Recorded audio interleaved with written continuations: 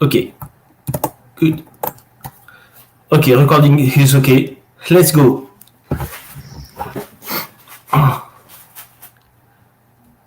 Gunnar, Katia, Okay, oh, sorry. Okay, don't start. yeah, okay, all right. Okay, Yes. hello, everybody. So let me share my screen just to... So first of all, hey, everybody, we are Katia from Paris and Gunnar from Hamburg. Very nice Hello. to you to be all here. So let me share my screen and I can tell you what's going to happen. Share screen. Share. So this should be coming up. Close message. All right, there you go. All right, yeah, so welcome to this talk.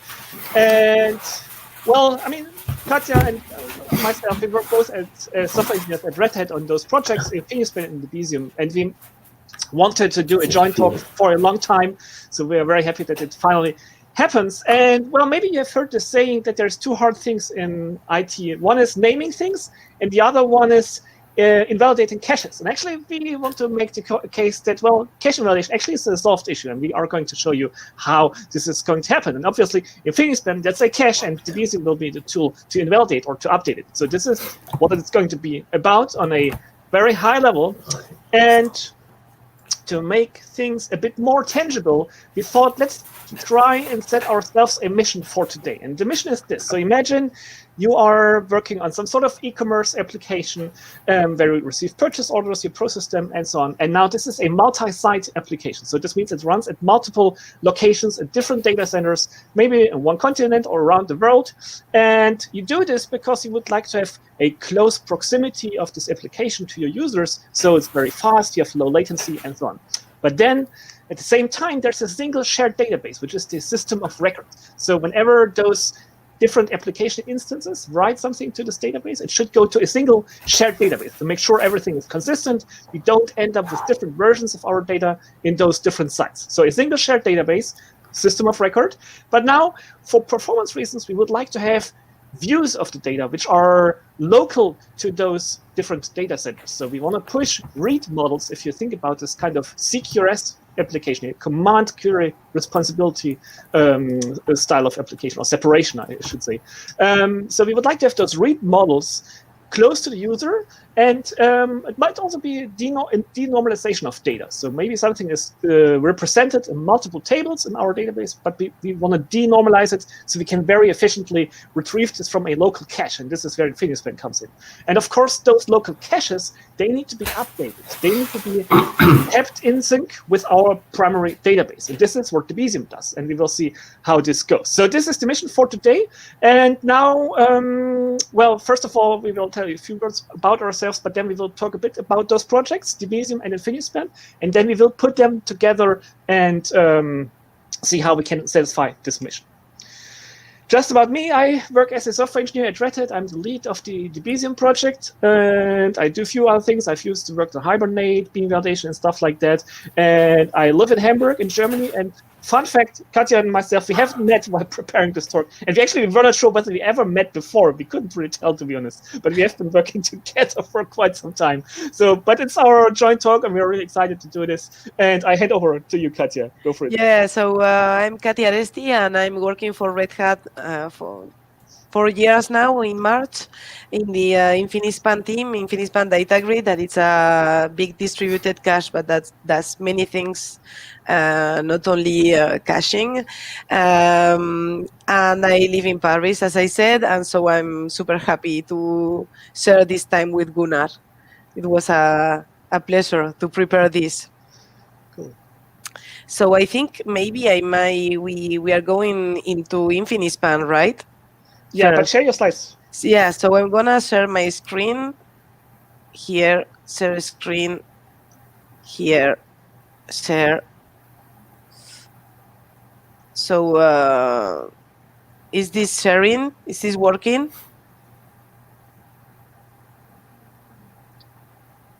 Did it work? I suppose. Let me see. Maybe I need to close mine. Do you see the slides, or? Yeah, I do. Yeah. Do you see? Okay. Do you see? All good. Okay. Yeah. Yes. Okay. Please confirm, because I don't see anything otherwise. Yeah, no Okay. speaker. So Infinispan. So coming back to what a cache is. Yeah. So for performance reasons, usually we are going to add a library in our application, embedded library, to use it as a local cache. We will put data there, have it in memory, and will be evicted if the memory has reached the maximum size, or depending on our needs and so on, and we'll keep this data in memory and with a local library. The thing is that usually we don't deploy a single instance of our applications, and this can be done with Infinispan already, just doing it like that. But the reality is that in general, in production, we won't have a single instance of our application. We will have more than one. So if we are using a local cache in our application in each of the instances, we will come across different challenges that are, first of all, if I perform a request of a put that it's landing on instance number 1, key to Maria, and then so this key number 2 lives in application 1. If I perform a get to get the key, but it lands in the application number 3, in the local cache it doesn't exist, so I need to recalculate and put it in the cache over there as well to have it. The same thing will happen if I do a remove. So I need to evict the data, and this remove lands into the application number 2 over here. What happens with the application number 1? How we do eviction in that case? So it starts to be a bit challenging to have everything up to date and getting the data refreshed everywhere. So the first thing we can do with Infinispan, that it's based underneath all the TCP connections are done by JGroups, it's to connect those instances of Infinispan and use a replicated cache. So we will have all the data replicated and synchronized across all the caches in each of the instances of our application. So in this case, for example, if I do put 3 mark that lands in the instance number 1, automatically it will get replicated into the instance number 2 and the instance number 3. This is great because it gets the high consistency. We can also say, okay, I put 3 mark and I want it to be evicted after 1 day or 1 hour or whatever eviction time, and it will expire, and it will expire everywhere. And this is great because it's the highest consistency level. The problem with this approach is that it consumes a lot of memory, because this data, it's in memory, and if we imagine 100 instances of applications holding millions of data, it's not a viable approach on scaling memory. So for this, we can use a distributed cache. A distributed cache with a single owner will hold the data in a single node. So in this case, the data will be distributed across the 3 instances. So key number 1, application 1, key number 2, application 2, key number 3, application 3. But if I do a get 3 that lands into the application number 1, Infinispan knows where this key number 3 should live or is living. So it's going to request to the owner of the key, and we will be able to retrieve the value. The problem of having a single node, a single owner, it's that what happens if the application number 3 has an issue, so it leaves, it crashes. So we will lose this data in memory. So key number 3 won't exist anymore, and we will lose this value. There are some use cases where this is not an issue, because you simply need to recalculate the value and put it back in memory, and some requests might be slower at a certain point. But there are some data that it's crucial that remains in memory. For example, imagine that you are on a shopping cart, you are on online shopping, and you are holding, you are putting your data in your shopping cart. And so this needs to be very fast, because this is writes that happen very fast. And then you go to the checkout, and then at that very moment, your shopping cart was in this instance number 3 of my application that crashes. And when I do the checkout, my shopping cart is empty. And maybe I've spent, I don't know, 40 minutes doing my online shopping. And this happened to me once, and I can say that I didn't buy anymore on this online supermarket.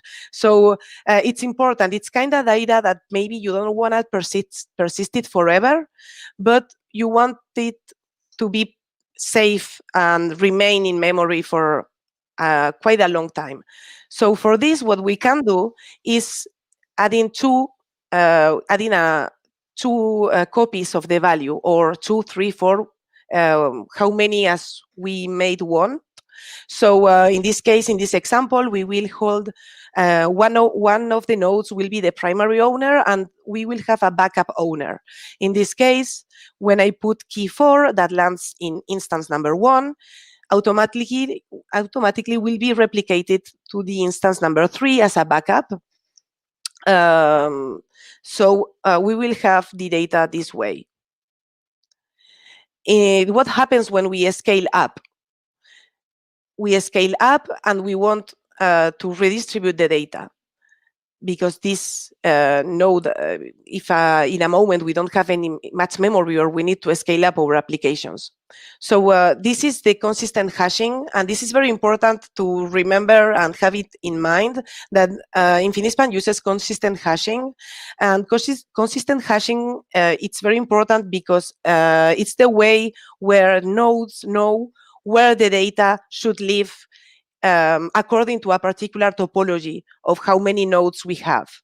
So in this case, what will happen is that the node number 4 will join, and only the values, the keys that should live in the new node for this new particular, this new topology and this new consistent, this for having 4 nodes for the consistent hashing, only these 2 values will move. And why is this super important? And not every product, or not every not everyone implements this. So this is something to keep in mind, because if we don't use consistent hashing and a new node comes into the game, all the data should be reshuffled everywhere. So which means is that you may have millions of data in memory that will travel around everywhere, moving around in the cluster, and the cluster of the data won't be very stable at this point. Another thing that supports Infinispan and is the partition handling, so the availability part. It might happen, this is a scenario called the split brain, where there is a network partition, for example, so the cluster gets split in two parts. In this kind of a scenario, we might, depending on the needs, we might say, okay, we can't read or write if we are in this case, because it's very crucial not to be done. But we can also say, okay, maybe I may allow reads, so part of my application will still be working, but I won't allow writes. It depends on what, there are different kinds of configurations you may use for this use case. So yeah, so what we want to keep in mind, we need to keep in mind is that, yeah, when we are putting data inside our applications, this way, holding it in memory, our applications are not stateless anymore. The data is, your application is holding data, so the application is stateful. But a stateless application without any data doesn't do anything. We need data, right? But so what do we want? We want stateful apps, but we want them stateless. So why we want them stateless? Because not only because our architect in our system has said that the stateless applications are the good thing. When we do a stateless architectures this way, we will be able to scale memory from one side and CPU from another side, for example, and we might decide scaling some microservices more than others, and it's very suited for microservice architectures. But yeah, where do we put the data, right? We have all these microservices stateless. Where can we put this data and have it in memory and be fast and so on? So Infinispan can be used in client-server mode. All what I've explained about caches and what I didn't say is that caches are not only caches that can be. These caches, distributed caches, can also be transactional, for example, can also be persisted. We can perform queries on the values on it, full text queries. Capabilities of Infinispan are larger than only the caching part. And this can be used in client-server mode, where we will have this cluster of Infinispan that will share all these caches. We do have an operator for Kubernetes. It is supported in Kubernetes with Docker images and images in general, not only Docker, by the way. And so in this case, microservices will embed in the microservices or your application a client that will use a binary protocol to connect and get the data and do all the operations. That it's using a protocol called hot rod protocol, a binary protocol to connect to Infinispan. But we also have, for example, REST APIs available. So that's pretty cool. And in a microservice, from a microservice perspective, for example, we can imagine this scenario where microservices will chain, and if one microservice dies, what happens? And with a distributed cache holding data with a single owner, we may imagine scenarios where there is a degraded mode that might not have the latest data in a database, but will have some data in memory already that boost and can be helpful for this kind of a scenario. And another scenario that is very interesting to put and have in mind is the idea of, for example, having two different data centers where we will have this shared state, like the shopping carts, as I said before. And there are customers in United States, customers in Europe, so the data centers are close to the users, and with a load balancer, we're going to switch from one data center to another depending on the requests. What happens if one data center dies? What we can do is connect those data in data center 1 to data center 2 and use them as a backup. The data in data center 1 can be backed in the data center 2 and the other way around. So if one data center falls, we can put all the requests into the backup data center by the time the other comes to life again. And this is done thanks to the cross-site replication that it's used with J groups underneath. A relay2 protocol is called, where we will have really different data centers connected, and we will specify that a cache has its backups in another data center. And the caches don't need to be the same. I mean, we may have a backup cache that it's a distributed cache or a replicated cache. The topology of the cache can be different. Debezium. All right. Cool. So let me try and share my screen again. Debezium share. All right. So let's see. Okay, cool. Excellent. So thank you, Katia. I mean, so I hope people have seen with Infinispan, we have a powerful caching infrastructure. It can be used in different modes, embedded, standalone, and so on, different ways to access it. And now if you think about our original mission of setting up this multi-site application, I think the caching story is pretty clear. So we can put an Infinispan cache to either data center and serve those read requests locally from there. Now, of course, the question is, how can we keep our caches, those caches in sync with this system of record database? So let's talk about that. And this is where Debezium comes into the picture. And to motivate a little bit what this is, let's talk about a common problem I would see people encounter every so often. And it's, again, some sort of e-commerce application. And, well, what you typically have is you have your order web service, let's say, or microservice. And, of course, it has a database where it persists its purchase order. So a new REST request comes in, purchase order needs to be persisted in the database. But then at the same time, you also might want to update a search index. So let's say we want to use something like Elasticsearch or Solr, so we can do full text search on our data. This needs to be updated. And maybe we want to have a cache like Infinispan. So this also needs to be updated. And now what we could do is we could try and do it like we've seen it here, and just go to all those three systems and try to update them. But there's a few issues with that. It looks nice on the surface, but there's a few issues. And one of them is, well, those resources, they are not typically accessed within a single shared transaction. So actually, we could do this even for a database in Infinispan, but certainly we could not do it for Elasticsearch and our relational database. Now, this means if we don't have a transactional boundary there, well, we are just prone to inconsistencies. So let's say one of those resources just dies in the middle while we are applying our changes. So maybe we already have written the change to the database, but then we fail to write it to Elasticsearch. So we end up with some sort of inconsistency. And now, or maybe, it's not even there from the beginning. So what do we do then? Do we retry this request, or do we buffer it? For how long should we retry? And all those kinds of questions. So there's this availability concern. You need really all those resources to be synchronously available, which is an issue.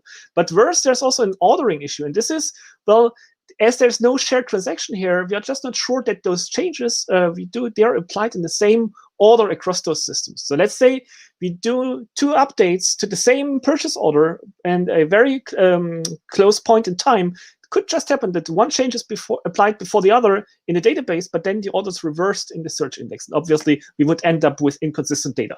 And this is really why I would tell, don't do this. Don't let friends do dual writes. So that's a key point. We call those accesses to multiple systems which are not secured by transaction dual writes, and it's just something you shouldn't do. Now, of course, the question is, what can we do instead, or what should we do instead? And, well, I would say we always, if we shouldn't go to multiple resources at once, we always can go to a single resource, our database. And I would argue, well, if that isn't available, then we are up for big trouble anyways, right? So that's kind of a requirement. We have our database. We just write there, and now what we do is we use this process change data capture to get the changes out of the database's transaction log. So in a database, everything gets added to a append-only transaction log, which is used for transaction recovery, replication, and so on. And now by going there and extracting changes from the transaction log, we can get hold of all the changes that happen in the database, and we can send them as change events to consumers typically via Apache Kafka. We could use other things, but typically Debezium, or most of the times people use Debezium with Apache Kafka. Now, the nice thing is we can set up those additional consumers, like our search index or our cache. We can set them up in a way that they subscribe to the data in Kafka, and they will update their local representation based on the Kafka data. And now this is eventually consistent, which means, well, if the search index isn't available while our purchase order comes in, or our cache isn't available, it doesn't matter really, because all we need is our database, and everything else happens asynchronously. Of course, it also means, as I said, it's eventually consistent. So we don't have a synchronous view of the data. And now we don't have the availability concern, and we also don't have the ordering concern, because the transaction log, that's the source or the canonical order in which the database serializes its transactions, which means this is the order how everything got persisted. And if we get that, we apply the changes, or we propagate them in the right order also to those consumers. So this is what we can do using CDC, change data capture. And now well, Debezium implements that, right? And really, it's an open source platform for multiple databases. Open source change data capture platform for multiple databases, for Postgres, MySQL, and so on. And now I could tell you many things about it, but really just to give you an understanding, this is what it's doing. There's things like snapshotting, so you might not have the transaction logs from last year, something like that. So you can do optionally an initial snapshot, which just takes the current status of the data by scanning your tables, and then it continues to read the log. It's all open source, and it's used a lot in production. There's big use cases which we see where they have like thousands of databases and stream changes out of those using Debezium. There's different connectors for MySQL, Postgres, SQL Server, MongoDB. They are pretty stable, or they are very stable, let's say. And then there's a few other connectors which are still in development, and they are like, we call them incubating. So this means their format might change, their features may change, and so on. So there's a few more things coming up.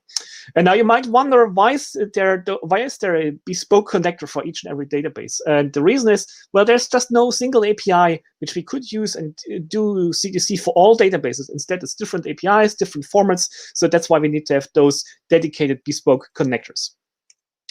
Another question which you might ask is, hey, I could also just go to my database and just poll for changes. Like every minute I could ask, hey, is there a new purchase order? So let me take that.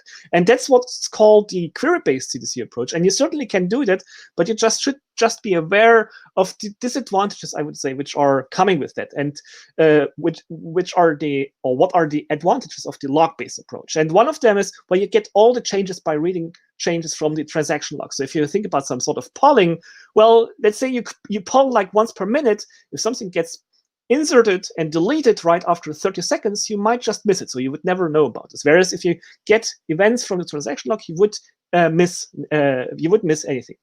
The same goes for, now you might think, hey, let me just increase the polling frequency. Let me don't poll every minute, but let me do it every second. But still, you wouldn't be sure whether you really capture everything, and also just creates a very high overhead. So it's not something you want to do. Really, your DBA might be very unhappy about it. You can get deletes, because also deletes, they're like added to the transaction log. You couldn't get them with polling. If something is gone from a table, well, you cannot poll for it.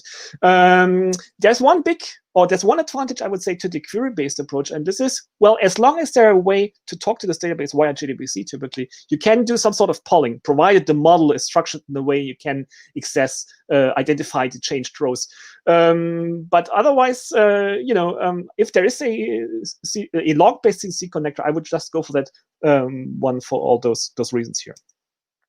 This all is also happening with a very low latency. So this is from a blog post which a company called Convoy did in last year. So at some point, they had this batch-based ELT pipeline, and this shows how long did it take them to get their data from the production database to their data warehouse. And you see this is very volatile, actually, and it fluctuates between 1 hour and 3 hours, so quite some delay. And at some point, you can guess where they switched over to the CDC-based approach, and now they have like an end-to-end latency in minutes. It could even be seconds, really. So you can, I know of other people, they have like below 2 seconds end-to-end delay between their MySQL database and their Google BigQuery data warehouse. So you really have the data at the sink with a very low latency. And I would like to talk about a few use cases. I mean, we want to talk about the caching, of course, and also this view denormalization. So this is what we are going to show in the demo. But I would say there's many more use cases. So you can just use it for replicating your data, updating a search index, as we have discussed, for doing streaming queries, or audit logs, right? So if you think about it, such a Kafka topic with change events, it's like an audit log because it describes how your data has changed. So this is another interesting use case. There's many more, but for this one, in the demo, we are going to focus on the caching one. But I would like to dive a little bit into microservices use cases because they are a very powerful application of CDC. And now, if you are working on microservices, you might have an architecture like this, right? So again, it's this e-commerce domain. You might have a service for order, for item, for stock. So in the domain-driven design approach, maybe it's like the bounded contexts which are represented by the services. And now those services, they don't exist in isolation, right? They should be self-contained and hopefully independent, but there is some relationship. So let's say this auto service, if it receives a new request for a purchase order, it needs to have the info from the item service. What's the description of the item? What's the price, maybe? What's the shipping fees, and so on. It also needs to have some info from the stock service. So what is the do we have the item still in the warehouse, and so on. So now the order service could go, of course, and invoke some synchronous REST APIs, but then we again would be back to this notion of tight coupling. If any of those services isn't available, we would have some sort of problem. And we can solve this issue by essentially turning things around and apply CDC. So what we can do is we could set up Debezium and we could register it to the databases of those services. And in a microservices architecture, each service would have its own database. So now we could stream changes out of the database from the stock system, from the item system. We would publish stock changes, item changes, any other changes to Kafka. And then a service like the order service can come and it can subscribe to those change events in Kafka. And what it can do is it can create a local denormalized view of the data. So it would be optimized for its own use case, for its own purposes, maybe a subset of the data. And then the order service would be able to just be able to fulfill its purpose with its own local database without having to go synchronously to those other services. And we have it nicely decoupled. But there's a coupling concern also actually here. And this is, well, you could say, okay, now I expose those change events from my tables. This kind of exposes my internal data schema. That might not be something I want to do. I don't want the order service to intimately know about the table structure from the stock service. So how can we avoid that? And I would say it's a valid question for sure. So how can we avoid it? And this is where this outbox pattern comes into the picture. And this is essentially a way for using CDC to exchange data between services in a decoupled way. And the way it works is, if a service which wants to notify other services, persists some data change, it does not only update its business tables, like purchase order or whatever the tables there are, but it also inserts a event into another table, which is called the outbox table. And this outbox table really is essentially like you could call it a queue if you wanted to, which serves for the purpose of getting those events out to other consumers. So now we would use, again, Debezium to capture changes, but only from this outbox table. And we would send them to the consumers. And now we don't have this concern any longer that the table structure or internal table structure would be exposed, because we only expose the structure of those outbox events. So the developers of this order service, they would handle this as a contract which is published to their consumers, and they would be very careful and cautious to to evolve this, to not break it, because they know it's like a public API. And Debezium has quite a good support for that. So there's things like we can route those outbox events to different topics, because by default you would have all the events, and in this case it's only inserts. You only would insert into this outbox table. You wouldn't update an event. By default, they would all go to a single topic. So per table, there's one topic. Whereas with our outbox support, you could route it to different topics. So let's say you have something like an aggregate type, which represents a different type of event, like order or customer. Based on that event type, we could route it to different topics. And then a service like the shipment service or the customer service, they could just subscribe to those topics they are interested in. So this is the outbox pattern. There's a blog post which describes this in much more depth, but I hope it gives you an idea how you can use CDC to exchange data in a nicely decoupled way between microservices. And another pattern which I wanted to mention just briefly is the strangler fig pattern. And this relates to the fact that very often you don't start on a green field. You have existing applications. They are the value of your business. They create your current revenue. And typically you cannot just throw them away and start on the green field. You want to gradually migrate functionality from such a monolith over to maybe a microservices architecture. And the question, of course, is how do you do this? And the strangler fig pattern, this helps us with it. So one example could again be this e-commerce kind of application. And now there might be some sort of functionality like a component which you want to extract to a new service. And I would argue, well, often people talk about the monolith and they say it's like a big ball of mud and everything talks to everything. And I would argue, at least in the monolith I have seen, it's not really the case. You have components there which are hopefully properly organized, at least to some degree. So it's not like the Wild West per se. So we might have some sort of customer component which we want to extract. So how do we do that? Well, we set up a new microservice on the side. And for now, we just begin by implementing some read functionality there. So let's say we want to just, maybe the customers, the customer address view where they can see their customer details. So this is something which we want to implement in this new microservice on the side. So that's what we do. And for now, all the writes still go to the monolith application, to the monolithic application. So this is the owner of the data, but we want to serve those read requests from this new microservice. So we can use CDC to propagate the data from the monolithic database over to the microservices database. And in front of it, we would have a routing component, and then based on the request which comes in, it would route the request either to the monolith, or it would route it for just this new functionality over to this microservice. And of course, we might have some sort of structure in our database which we don't want to expose to the new world. Maybe it's like, the column types aren't right, the names aren't right, we might want to exclude some columns. So that's why we could put some sort of transformation in between, which just sanitizes a little bit the schema and shields the new world from the oddities of the old schema. Now we could keep going. So let's say at some point we have extracted this entire customer component over into this new service, and now this is the owner of the customer data. So also writes everything which belongs to customer goes over to this new extracted component. But still, the other components in the monolith, they still might need to know about customers and have some sort of information about it. And again, we could use CDC to also propagate the customer changes back to the monolithic database. So we sync in either way, or in both ways really. But you should just be aware, for each kind of data, like customer or whatever your domain model is, you would have one owner of the data. So it would not go in circles like endlessly.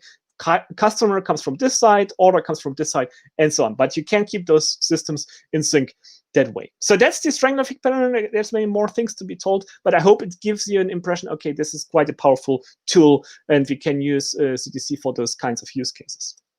So now, well, I guess I could a little bit make the case that Debezium would be an interesting tool to update our cache if you think about our original story there. So now let's see how we can do this. And let's talk a little bit about this demo setup, or this mission setup which we have here. And let's talk a little bit about the order service here. So as I mentioned, it should be a multi-site application, okay? It's deployed in different data centers. So one is New York City.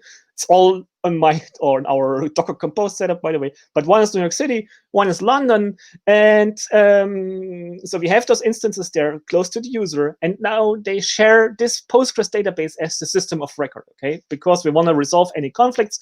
We don't want to end up with different versions of our data in different databases. So we have this one source of truth, which all the writes go to.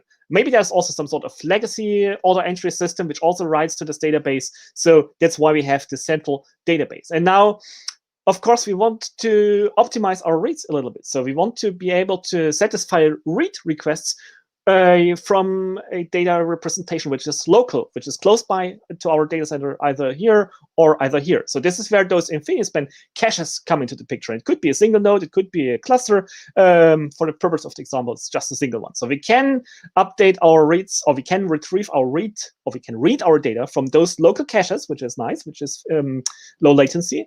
The question, of course, is how do we update them, right? And this is where Debezium comes into the picture. So it would stream the changes out of Postgres into Apache Kafka. So whenever something in the database changes, we would capture it, we would stream it to Kafka, and now we need to put it into InfiniSpan, and this is where this cache updater application comes into the picture. So there's multiple ways you could do it. We have a bespoke application which subscribes to the data in Kafka, and which then updates the cache. And we do this via a custom application because we want to do this denormalization. I will talk a bit about that.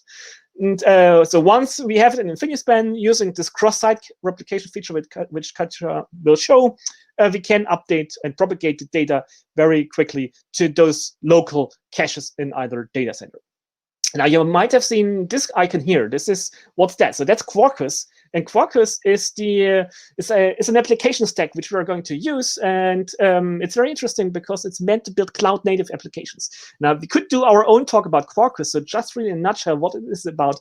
The idea there is to give you a stack which is very efficient, because oftentimes in the cloud you want to dynamically scale and up, so your stuff needs to be able to start up very efficiently. It needs to use a low amount of memory because you want to scale it out to many instances. So this is what gets possible. There's a strong notion of developer joy. So there are things like a dev mode where you do your changes in your IDE and they are applied right away. It's very snappy feeling if you work on this. You can use it either in the imperative style, or you can use it with reactive APIs.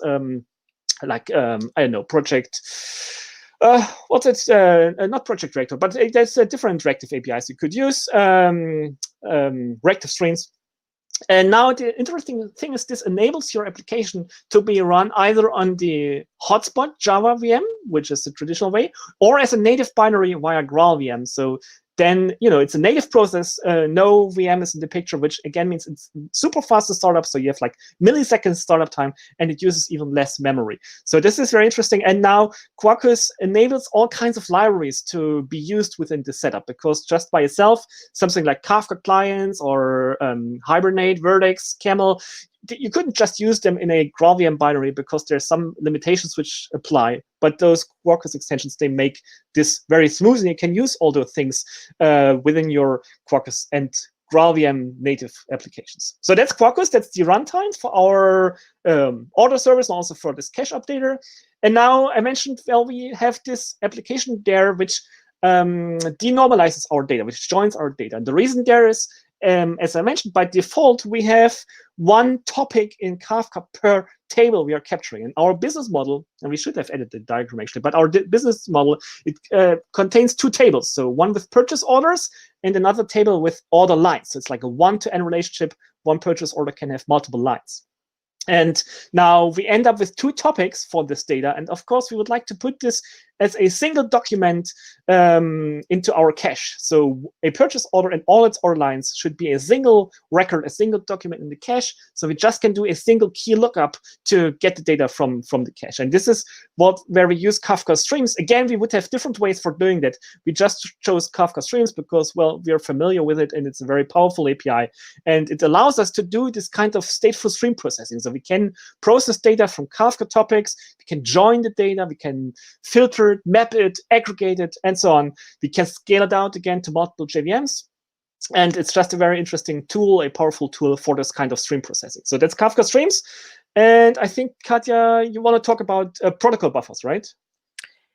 Yeah, because I don't know if everyone is familiar about Protobuf. So just a quick word is a protocol buffer. It's an extensible way to serialize data structures that are language neutral. So this means that you may get serialized the data. So this data is in memory and it's serialized and it's passed around the network and so on. And so we may want to read it using Java or JSON or whatever. So here it's like an example of the definition of the data in the proto schema on the left, and on the right an example where we will be able to write it using Protobuf and Infinispan. So this is the next slide. Gunnar, please. Is there one more? Oh, there you go. Oh, yeah, I messed up the order. Sorry about it. Oh, yeah. So Infinispan uses different marshalling mechanism. You can marshal your objects with the Java serialization, for example, if you want, and keep them in memory. But what is interesting is that the marshaller, the marshaller by default now, and the marshaller that it's used for querying as well, and other kind of functionalities, is ProtoStream, that it's protocol buffer based. So we will see why, in which are the capabilities of this library inside Infinispan on the code and on the example we will see just now. All right, cool. So that's that. So I hope we could set the scene for the demo. Just let me go back quickly here. Okay, so we have multiple instances of the order service, a shared database, and multiple local caches which we want to update for satisfying our requests. So that's the setup of the demo. So let me go there, and I got this running already in Kafka Connect. Sorry, not in Kafka Connect, in Docker Compose. So let me take a look at the Compose file here.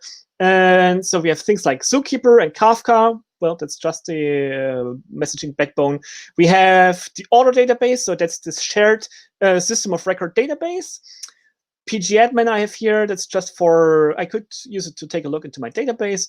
I have Kafka Connect, which is the runtime for the Debezium connectors. I didn't speak about Kafka Connect at all. We can use it as a runtime for many kinds of connectors.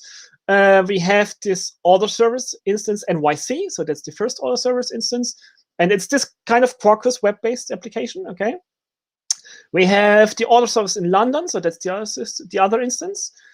We do have this cache update service, so that's the one which subscribes to the data in Kafka and pushes the data to the Infinispan cluster. And we have those Infinispan nodes. So there's one in London, and there's one in NYC, and there's this central node. I mean, we also could have just, those two Infinispans, and we just could write to either side, but we decided, okay, let's have another one in the middle, and this is where we write to, and then it would use the cross-site replication to update those other instances. So that's the setup. Now, let me first of all put the Debezium connector into place. And for that, actually, I can first show you the configuration. I'm using the REST API of Kafka Connect, and I just post this kind of configuration there. So here I'm saying I want to deploy an instance of the Postgres connector.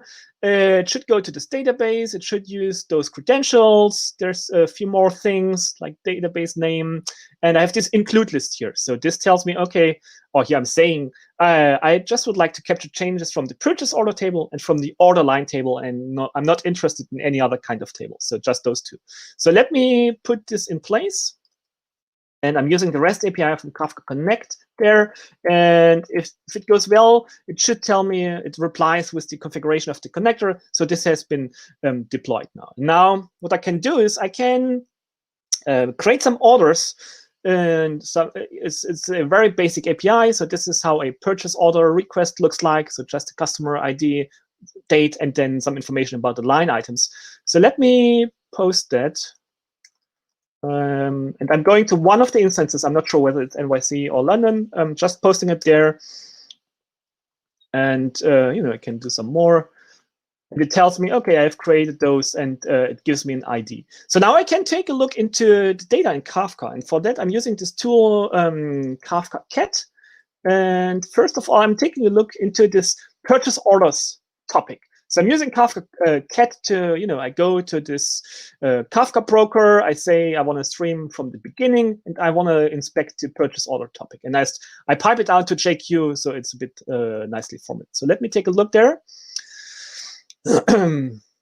So this is what's going on there. And now, actually, I already see here, this is ID author 27, and this is the last one I created. Okay, so let me just post another one. And you will see, okay, shortly thereafter, I have it here, okay? So create another one. And my machine is quite under load, so that's why my service is a bit slow. But it's really quickly in Kafka here. And if we want to talk about the event structure, so I always have this before and after state. So this describes what's the old state of this row and what's the new state of this row. Now, as this is a create event, there is just this after state, right? And then there's some source metadata like the version of the connector, the database where it's coming from, whether it's from a snapshot or not, transaction ID, and so on. So let me also take a look into the order line table, or in the order line topic, I should say. So it's two tables, right? So we have two topics. So let's again take a look there. Let me just post another order. And then we see those two events for the two purchase orders coming in. And you see it's entered. So let me actually cancel one. So I'm saying this is order number 30. And I want to cancel the line ID 60. So I can do that. And now I get this canceled event, right? So in the before state, it's still in status entered. The after state, it's status canceled. So just for the sake of the example, let me also cancel the other one, so you see what's going on. But you should see it's it's quite snappy there in Kafka. All right, so I have the data there, but still it's two topics, right? I want to have a single representation, and this is where Kafka Streams comes into the picture. And now again, this would be a topic for its own talk, I guess. But just briefly, so this is what we are doing here. It's a Java API for expressing those stream processing pipelines, let's say. And what I'm doing is I create what's called a K-table for the order lines topic and another K-table for the orders topic. And those K-tables, they represent the current state of the items from this topic. And whenever there's an update or a new event, those K-tables would be updated. And what I can do now is I can use the Kafka Streams API, and it's like a nice fluent API, to join those things. So I want to join the order lines with the orders K-table. I do this on the order ID, so that's my join criteria. And essentially then what I produce is like a join which for each row. For each order line, I would have this join result which contains the data from both sides of the join. So now I want to have a single record per purchase order, which is why I group it. So I group it by purchase order ID, because just for each purchase order, I want to emit a single record. So I group it, and now I need to aggregate it. I need to tell what should happen with all the lines which pertain to the same purchase order. So I'm doing this here, and I have this kind of aggregate structure where essentially when a purchase line, an order line gets added, this add order line method gets invoked, and I can also remove them. And essentially, this is just to update and keep this aggregate structure, current. And finally, I'll write everything to another Kafka topic so we can consume the data from this Kafka topic. So this is what this joiner is doing. So now I can also take a look into this Kafka topic there. So let's see, orders with lines. So that's my third Kafka topic.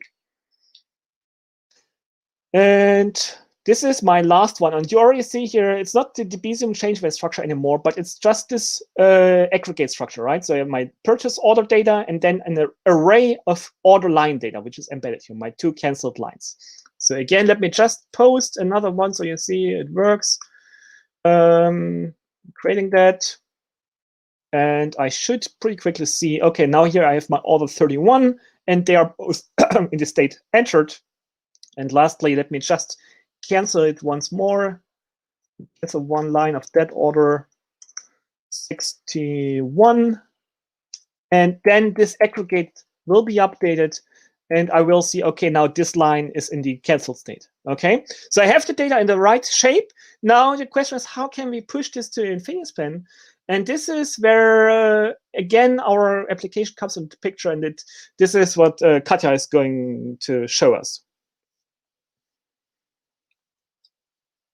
So let me unshare. Katia, are you ready to go? You're on mute, I believe. Am I sharing? It's loading, I guess. Yeah. Yeah. Close this message. Okay. There you go. Yeah. Yeah. So so one of the first things I'm gonna show is what happens. So both are Quarkus applications. So on this, in the Kafka consumer event, we can inject directly. There is this orders cache that exists in the central New York and London. So I can inject it over here. That holds a string for the key and a purchase order, which is this entity we've seen just before. Oh, we didn't see it just before, did we? This is the purchase order that contains order lines and so on.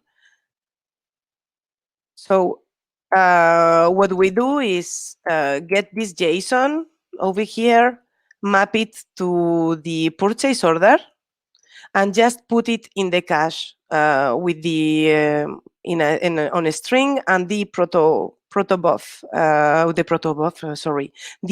purchase order. This, I should rename this variable, the purchase order over here. From a read perspective, so this is the web service that exists. There are several orders I created myself. So in the London read and the London and the New York web services, the order service that reads the purchase orders. This web service is over here, and again using the Quarkus application, where we can, the Quarkus Infinispan extension, where we can inject directly the remote cache, the cache orders. We just gonna do a simple get with the key, because this can be null, so it's an optional of nullable. So that's the part. This is this part, and I would like to show you then. So what's going on in Infinispan over here? So as I said, we have three clusters running locally. One is the central one, the other is the London one, and the other is the New York one. And the three of them have the order cache. These caches are created on a startup. If I go into the configuration of the central one, this is the web console of the server, by the way. We can recall in the configuration different things. First, it's a distributed cache, and we see that it has backups. So a backup in New York, a backup in London. And another thing important here is that the marshalling is Protobuf underneath, as I explained with the Infinispan ProtoStream. So if here I do key 1, I can see what kind of document I have inside the cache.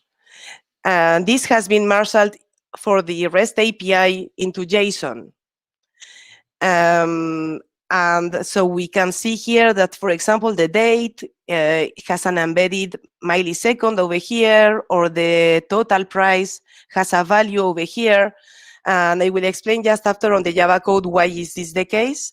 And one of the things we can do, it's also having performing queries. So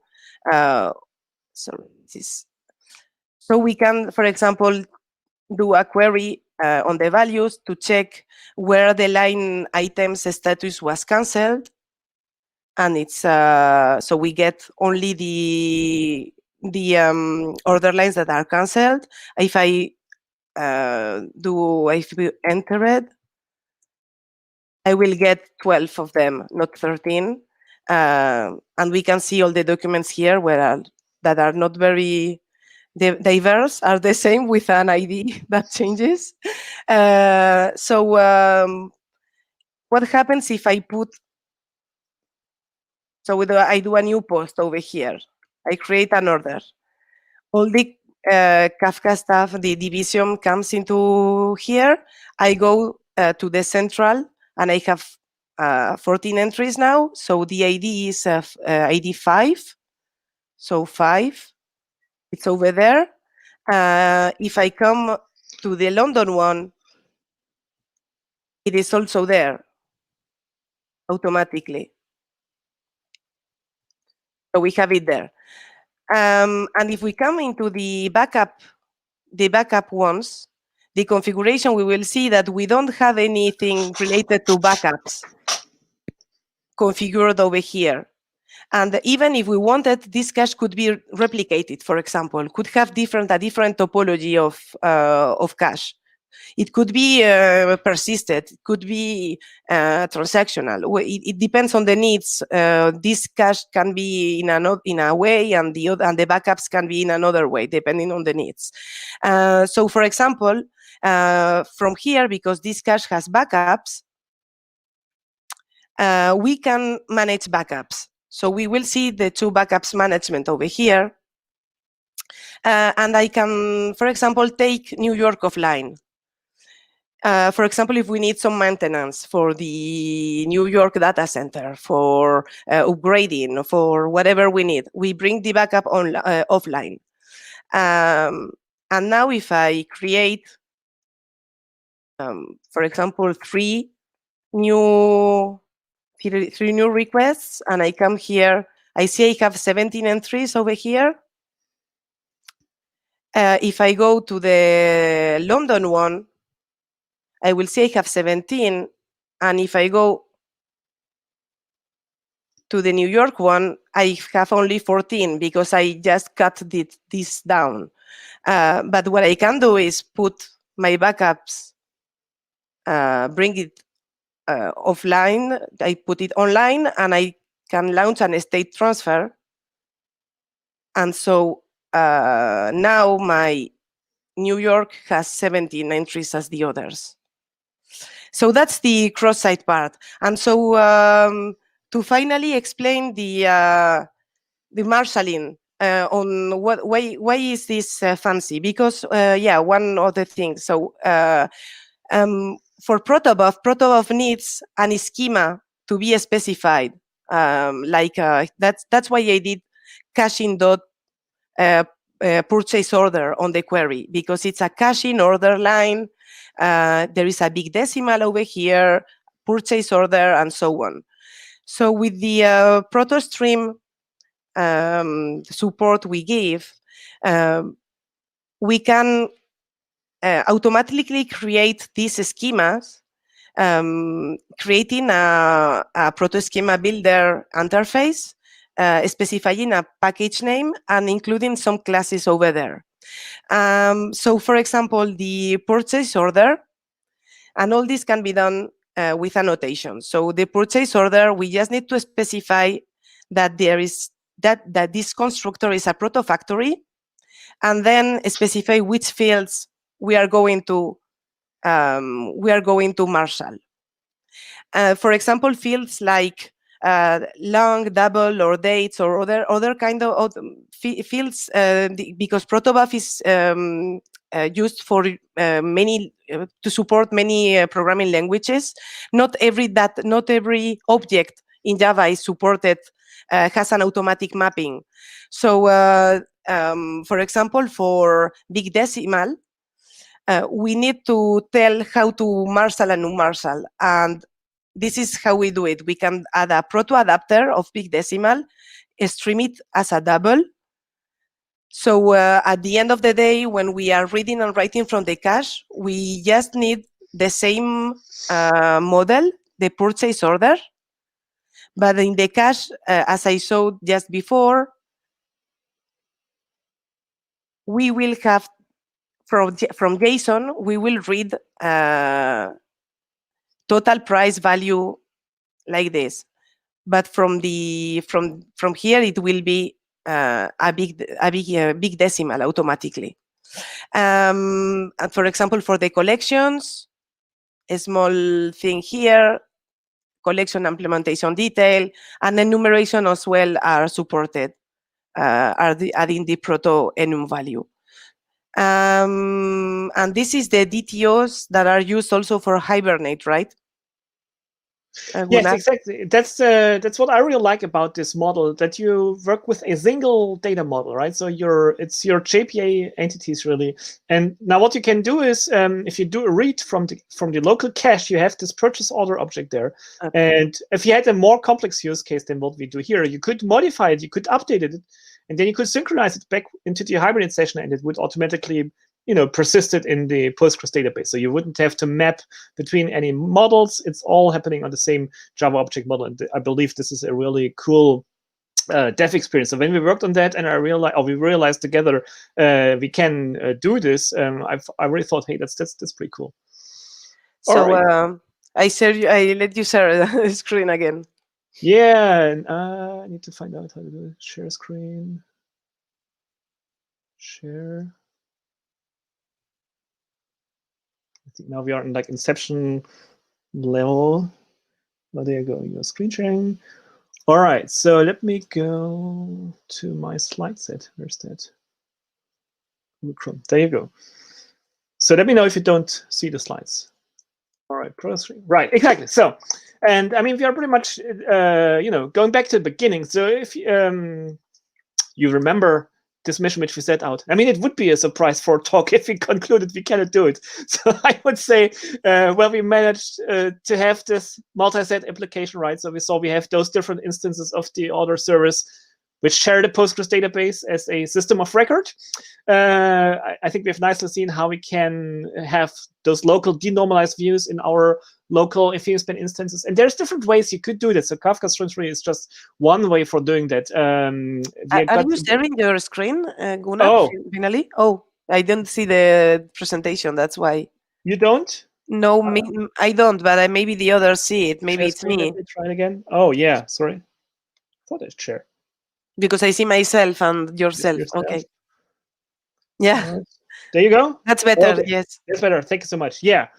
Okay, so you didn't miss much in terms of the size. So I'm, just recapping our initial mission. And so there's different ways how we could denormalize this data. Kafka Streams is one very nice way for doing that.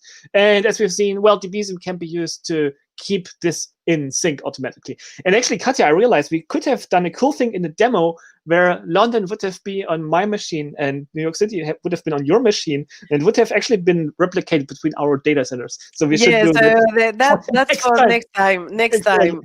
Just for thinking of that. We'll grab a Kubernetes somewhere. Exactly. All right. Time is limited. Yeah. In terms of an outlook, well, there's quite a few things which we are planning to do around it. And then on the chat, there was a good discussion about this Debezium embedded mode, where you don't use it as a, Kafka connector, but you can use it as a library in your Java application. And we could use this. It's quite similar to what Masoud suggested. We could actually embed Debezium into Infinispan itself. And then it would be like it's own updating cache. It would just go directly to the database. So this could be an interesting model. Now, there is a Kafka Connect sync connector. So, well, Kafka Connect really has, different kinds of connectors, source connectors like Debezium, which get data from somewhere into Kafka, and then there's sync connectors, which get data out of Kafka to somewhere else. And there's a sync connector for Infinispan. So we could also explore how those two things work together. What we probably could not do is this kind of joining and denormalization. This would be more on a topic per topic or table per table basis, but it could be interesting because then you wouldn't program anything. It would be just a matter of configuration. So there's that. And well, we could also think about a CDC connector for Infinispan itself, right? So some people actually use Infinispan as a system of record, and it would be interesting to stream changes out of Infinispan. So that would be an interesting part. And Katia, I believe you wanted to speak about the partial updates on Malta maps, right? Yes. For example, one of the approaches we tried to use, but that it's not yet fully supported on the version 11 of the server we are using now. We are releasing 12 final tomorrow. From Infinispan, we are on release candidate for Infinispan 12, and the multi-map support can be interesting because multi-map can hold multiple objects on a list on a single key, and that's on an atomic operation. So we can imagine having a key and the values being the objects in Protobuf mode being put over there, and then so we will have like a document of a list of objects that we can model after. And another thing that it's in the roadmap but not yet in place is doing atomic modifications of the values, using like using it like a document, the values, using them like a document database or document in memory structure, where we will be able to atomically change, for example, an order line, adding an order line, or changing the order line status, or canceling all the order or whatever. So this will be helpful in the case of we won't need, in this use case that we've done, we won't need something that aggregates, because changes will be atomically done on the values of the cache. But this is not yet there. It's on the roadmap for 12-13 next week. Year. Yes, in a month. In a month we'll be there. Awesome. That sounds really good. But with Protobuf, it's really, really powerful, and one of the things we have also in Infinispan on the queries, you've seen the query side of the web application. We also do continuous queries, so we can have register a query, and then continuous query will be executed to get changes from the values for a particular query. That's cool. So it seems we got quite some potential to expand our demo a bit. Very nice. Yeah, so just the last thing, really, call to action if you want to learn more. All the or both of the projects are on Twitter. We have not been banned yet. We are on Twitter. The Infinispan project, they have a very nice new website. Debezium, we also have not such a new, but also nice website. And if you want to try out the things you've seen today, we have this Debezium examples repo on GitHub. There you can try with you can play with this demo. It's the distributed caching project there. You can have decompose that everything is there, so you can try it out yourself and run it in your own data center if you wanted to. And that's really what we have. And I'm not sure how we can do Q&A. I saw there's quite some things in the chat. Would you read out some, or I'm not sure how we should do it. Should I mean, I can pick up questions from the chat, I guess. I mean, I will try that. I mean, until I hear, let me just unshare my screen, maybe. How do we do that? Let me, no. Feel like such a tool noob.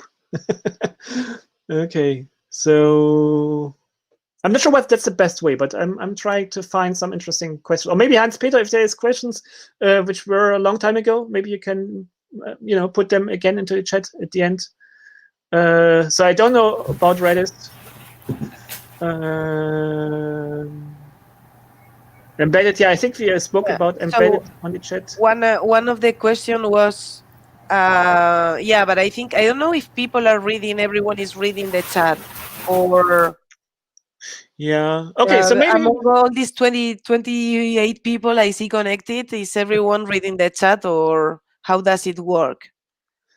So there was, I guess, one big topic was Debezium embedded engine, right? So we can talk a bit about that. And the notion there as well, you can use Debezium with Kafka Connect, which is what we've seen here. So it's deployed into a Kafka Connect cluster, and then the data is streamed to Kafka. And this is what most people do, really. And it's very interesting because you can set up many consumers, multiple consumers for the same data. You can reread data from the beginning.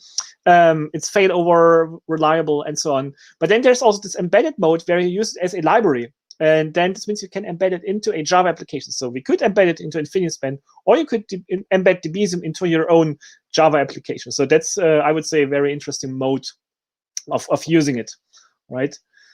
I saw this question about Pulsar as an alternative to Kafka. So there's a different way for using Debezium, and this is called Debezium Server. So essentially, we have three modes how you can use it: via Kafka Connect, via Embedded, and then via Debezium Server. And Debezium Server is its own runtime, really, which then can connect to Pulsar, Google Cloud PubSub, Kinesis, and a few others. So this would address the Pulsar question. So let me see. How does CDC, that's a good one. How does CDC compare or integrate with event sourcing? Yeah, that's a good one. So really, I mean, we have a great blog post. Go to the Debezium blog post on the. There's a great post by Eric Murphy from last April, which discusses this in great length. So you definitely should check this out. But in a nutshell, I would say, with event sourcing, you deal with events on a different level. You persist, essentially, you capture the events as they come in, and they describe the business intent of a thing, right? So you would have an event like place order, and this describes this semantically, I would say. Whereas in change data capture, you get things from either tables on a table level or from the outbox side of things, right? So I guess if you think about outbox, it's kind of similar to event sourcing. But there's a very important difference, and this is in terms of what is about the read your own write semantics. So typically, if you do something like event sourcing, well, you receive those events, but you cannot synchronously query on your data. So let's say you subscribe new customers, and you want to make sure that only one customer can use a specific email address, right? You don't want to have two customers with the same email address. So if you do this event sourcing approach, this is this kind of unique constraint. It's really hard to satisfy because you don't have a database which gets synchronously updated, which would then, for instance, have a unique constraint. So you need to really think hard about doing this and might, compensate for it and so on. Whereas with CDC, we go through this database, and then this means we have those immediate synchronous read your own write. So if, like the second before, another user registered with that email, well, our second transaction, which tries to persist this customer, it would fail. It would roll back. And this is a huge advantage in terms of guarantees and simplification of your programming model, which I believe you would have a much harder time doing the clear event sourcing approach. So I hope that answers that one. But let me also try and find this post because it's really good. Maybe some questions about Infinispan. There was a question about why not using Redis. Someone yes, nice one. This was my favorite so one. first of all, why I did not personally use Redis is because I'm on the Infinispan team. That's for starting, right? No. So first of all, Infinispan and Redis have something in common, that they are both caching. They have caching capabilities, and Redis has some really fancy features, like some data structures that Infinispan doesn't support. For example, disordered sets or something like that. But they are on a single node as well.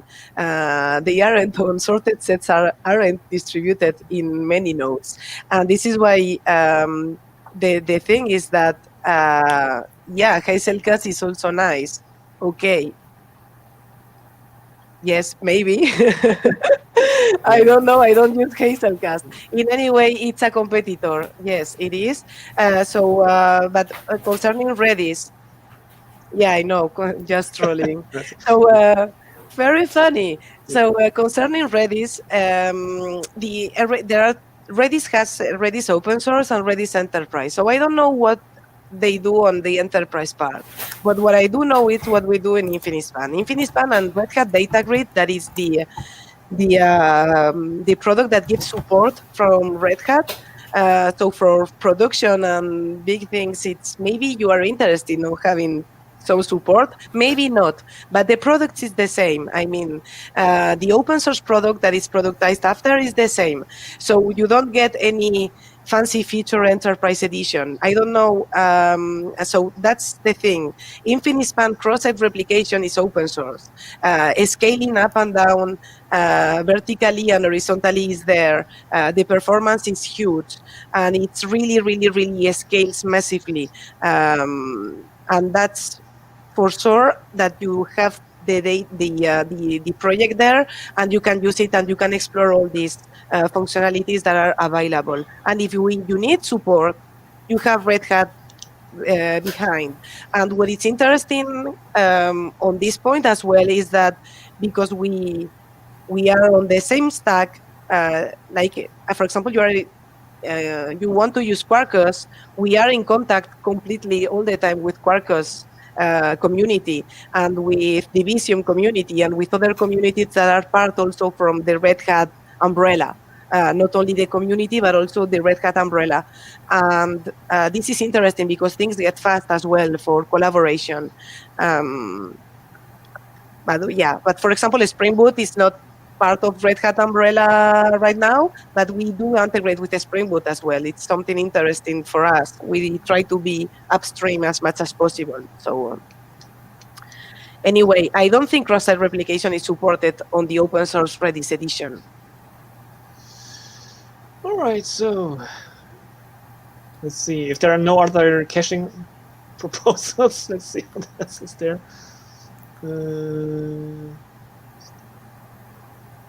Yeah, I mean, if there's no more questions, I don't want to be between you and your well-deserved glass of wine, which I read at the beginning. So, there's one. Maybe you can comment as well. I could better. So, when using DBC as a library, can it connect to DB using R2DBC? That's an interesting question. So, no, at the moment, we use really the existing blocking drivers, but this would be an interesting option actually to see. I mean, in a way, Debezium could be implemented in a fully reactive way, and we could do so maybe using R2DBC. So it's something which would be super interesting to explore. We don't have any immediate plans for that, but I could see how it could be a very interesting option. Let me say that like throughput and so on, it's not a concern which we see in the community. So people, so I'm not sure how much we would benefit from it. Maybe let me put it like that. But it would be interesting to look at it.